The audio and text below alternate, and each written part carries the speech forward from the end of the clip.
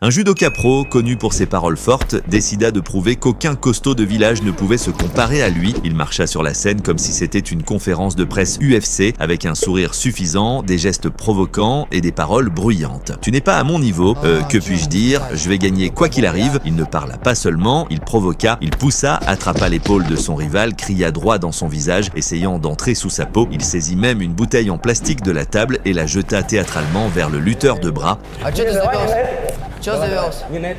La foule bourdonna, les caméras captant chaque moment. Cela ressemblait à une mise en scène de hype, mais le lutteur de bras resta muet. Il ne répondit pas aux insultes, il eut seulement un petit sourire, comme s'il savait déjà comment cela finirait. Il comprit, la force se prouve par l'acte, pas par les mots. Le match commença. Dès les toutes premières secondes, c'était clair, Akimbo, le nom du costaud, ne connaissait aucune technique de judo. Dans ses bras, ce n'étaient pas des bras, c'était des pinces hydrauliques. Et quand le judoka tenta d'exécuter une projection, Akimbo verrouilla sa prise si fort qu'on aurait dit qu'il tenait une poutre d'acier. À ce moment, le bagarreur arrogant comprit que cette prise ne casserait pas. Sa technique, sa vitesse et son vécu se heurtèrent à un mur de puissance inamovible, inébranlable. Il hésita, accusa un mauvais départ et demanda un nouveau duel. Encore prêt à continuer, Akimbo demanda avec un faible sourire « Bien sûr que je le suis », répondit le judoka, essayant de sauver la face devant la foule. Mais la deuxième tentative finit de la même façon. La force, le calme et la confiance du lutteur de bras mirent encore une fois le grande gueule à sa place. La foule éclata en acclamations et Akimbo relâcha simplement la prise et dit doucement « Parfois il vaut mieux parler moins ». Ils luttèrent encore 2 ou 3 fois pour le public et l'ego de Stepanov, mais chaque tentative finit de la même façon. Comme on dit, on ne peut pas briser l'étreinte d'un cobra avec l'expérience de judo seul. Néanmoins, le show fut un succès, c'était vraiment un beau spectacle.